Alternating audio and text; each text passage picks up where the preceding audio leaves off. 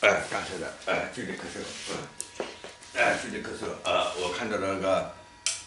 在高空啊，从高空啊，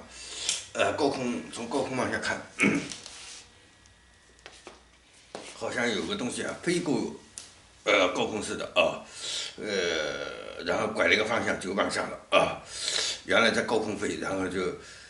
拐了一个方向就往下了，往下了以后哒哒哒哒，一个一个钻到泥里边，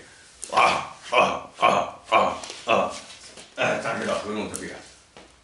张，差不多也张接到声带这边，一样的张了，张接到那去了，张接到那去了，张接到声带附近，引起了那边的痒和咳嗽，引起痒和咳嗽，原来是陨石大批陨石撞向地球，这是原来规划好的事情，规划中的事，只是这次就静悄悄的，不是，给大众看了，原计划是给大众看，现在看看大众没这个能力看到，干脆就不显示给大家看是这么个情况，好，我们这